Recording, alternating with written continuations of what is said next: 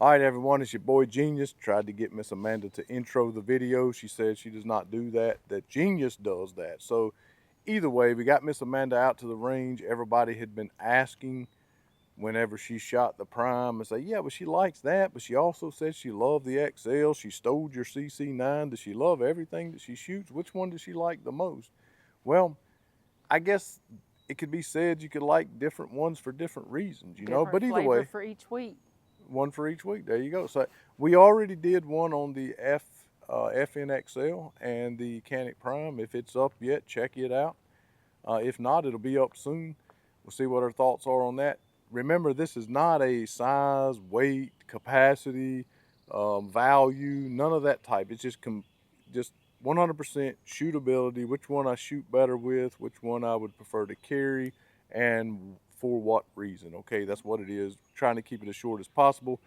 As always, up front of the video, just want to make sure we extend an invitation for you to know Jesus Christ as your Savior. Today is a day of salvation. Take care of that today, the most important decision you'll ever make. If you don't know how, if you have questions, reach out in the comment section or hit us up at gsquaredtactical@gmail.com. Either one of us would be more than happy to share the good news of the gospel of Jesus Christ with you. Also, a staggering stat that I saw this morning, I shared with Amanda, she couldn't believe it either, is that only 19.2% of the people that are subscribed to our channel actually watch our videos. 19.2%. That is staggering. Okay. And at the end of last year, I did a video on this. I decided not to put it up, but at the end of last year, we lost 2,700 subscribers in a run of about 3 weeks. I reached out to YouTube to find out what the heck was going on, and they said they were cleaning up. And what they do is they go through and they unsubscribe people that are inactive to the channel, which apparently is a lot, 80% apparently, because only 19.2% of the people who are subscribed are actually watching, which is disheartening to say the least.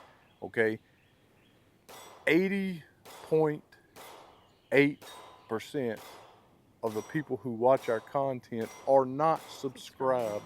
So in the Prime video, the first one I put up where it's got 8,000 views right now, that means 6,000 people watch that video that are not subscribed.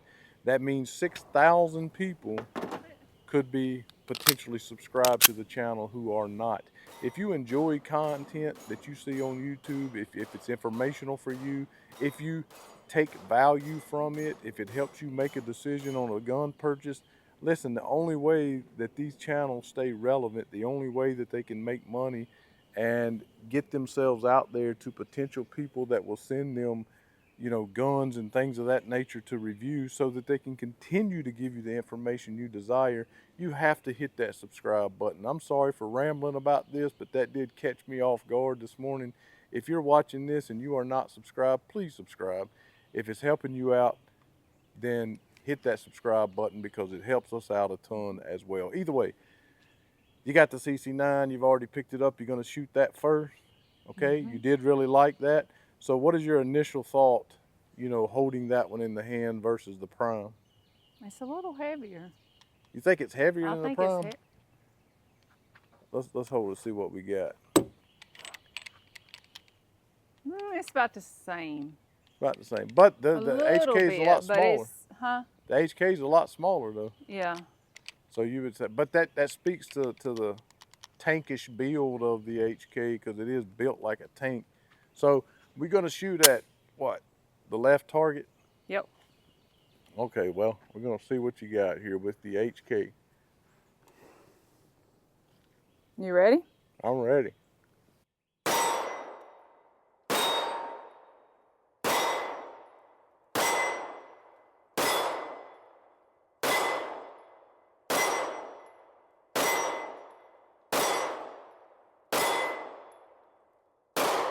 Oh. What happened on them last two there? I don't know, man. Yeah. I ain't making no excuse. I don't know. So you're gonna do the Prime? The Prime. We're gonna go to the right target on the Prime? Yep.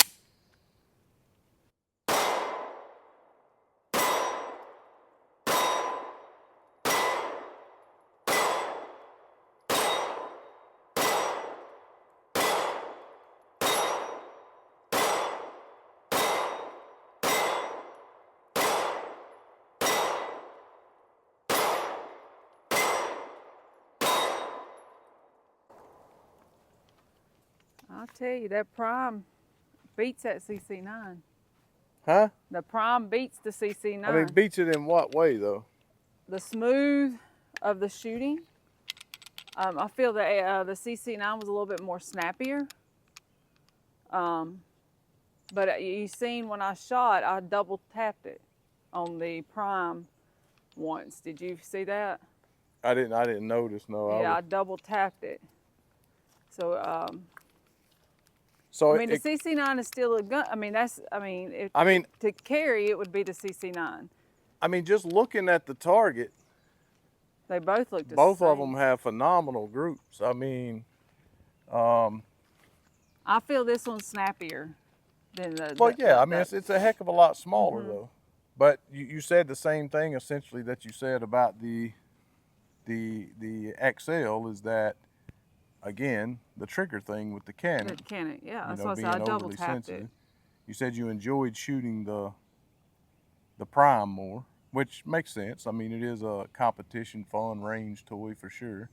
Again, I'd say very similar groups there, very similar spot on the target, and you have to understand the CC9 is a lot smaller than is the Prime, so you would think that you would certainly shoot better with one over the other. What are you gonna do? Oh, I'm gonna use an empty one. I'm just gonna look. You just got to get used to the holding of it. I mean. But you really liked it. Yeah, I mean, I know I would continue carrying. Yeah. The first time you I'm comparing it to this though. The first time you ever shot it, you stole it from me. You literally did. I did a video on it. So, you know. So carrying. So carrying would be this all day. Huh? Carrying would be this one all day. Okay, so see, it's always going to come back to that, right? Because she said that during the XL video that we done that. I'm not going to carry this gun, you know. Maybe a truck gun, maybe a nightstand or something like that, but certainly not going to carry this out with the grandbabies or anything like that. And I said, why not? And she said, because I can't stop double tapping that trigger. And that makes sense. And I've said it just like I said on that video. I'll say it again. Yeah, I think Canik would do themselves a lot of good if they would make a duty trigger for at least one of their guns, one of their lineups, or make a duty trigger and a little bit of a thinner. Even though that one is thinner than the LS and feels better. Make it like the LS. Yeah, I think that would be a little bit thinner through the grip and a better trigger. The go-to gun if they would fix heavier that. Trigger. Yeah. One that, as you say, so I don't double tap. Yeah. That you're not double tap. But I'm still impressed with how small the CC9 is and how you were able to really keep that group tight. But you had more fun with this, so it comes back to what we already said. This is a fun gun to shoot that you're going to come out to the range and enjoy shooting. Carry, I don't really know. Again, I wish Canik would make a duty trigger for their gun, a carry trigger, if you will. But I'm going to shoot the two because I haven't shot the CC9 in quite some time as well. But if you're just carrying the guns, it's basically going to come down to what the CC9, or I'm sorry, the FN Reflex was. It's going to come down to you're not going to carry it because of the trigger. Yep. You're still going to carry the CC9. So you're picking the CC9 for carry. You still enjoy shooting it.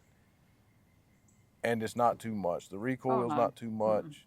You could stay on target, obviously. So you're picking the CC9 for carry and the Prime for fun. Fun, yep. All right. Well, I'm going to get these loaded up, and I'm going to do the same thing she did and see what I think about them. All right, so I'm going to shoot the CC9.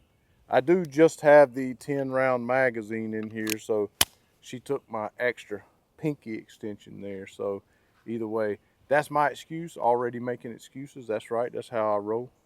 But either way, I'm gonna do the same thing. I'm just gonna shoot at this left target with the CC9 and then the right target with the Prime. And just, again, accuracy, shootability, all that kind of stuff. It's been a while since I've shot this one, so we'll see how it goes.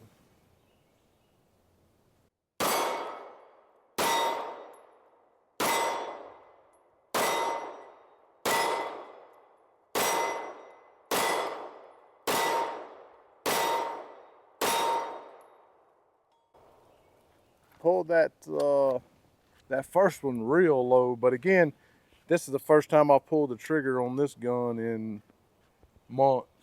So after the first shot, I got it more in the center there and was grouping pretty good. Again, we're standing at about 12 yards. I'm gonna do the same thing with the Canik here.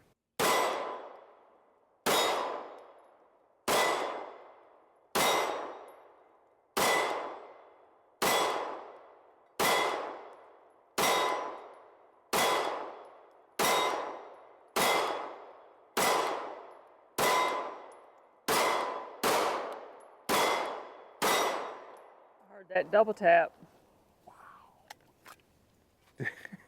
I told you. That's a smaller group than my fist. I mean, I got a fat fist, don't get me wrong, But you double tapped it. man, that is tight. But as you said, there you go. And listen, I will have now put 768 rounds through this gun with the 2 comparisons that Amanda and I did, and I don't remember maybe once double tapping this gun. And if you spin around and let them see the target, zoom in on the target right there. Look at the right up underneath it where the protector is. See where it hit? Yeah. That double tap. Yep. See what I'm talking about? Mm-hmm. Look at that group. I just really wanted them to see that group's all it was. But the point that I was trying to make is when you double tap like that, you see the rest of them all hitting that small little area. And when you double tap's a stray. It's going to be a stray. And usually it's not going to stray just under either. It's going to be off and God knows where. You're probably going to shoot the ceiling, okay? But that's a tight group. Fun gun to shoot. Stupid, deadly accurate. Great competition gun. But totally going to agree with Amanda. Because again, you saw it live, real time. I swear to God, I did not mean to do that. But it happens. And again, I've put over 800 rounds through this gun. And even with all of that practice, it happened, okay?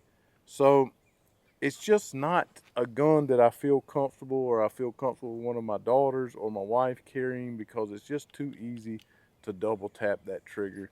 And for a defensive application, no way. So again, all day, every day, twice on Sunday, going with the H&K CC9.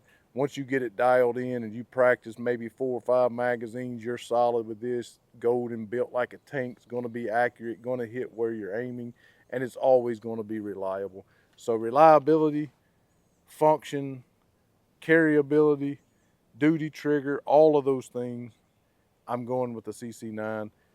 Man, if you want to have a blast out at the range and win your next steel plate competition, taking this all day. It's been reliable, 800 and what I say, 64 rounds, yep. 68, something like that. I don't know. Allergies are bad. Either way, thanks so much for watching. As always, the platforms we have out there, consider going over, supporting us. Patreon, gsquaredtactical.com. Pick up some gear, support us over there too. Super thanks, we get that as well. Thanks so much for watching. If you can't monetarily support us, as I said in the front of the video, be sure to hit the thumbs up and subscribe. And as always, to God only be the glory.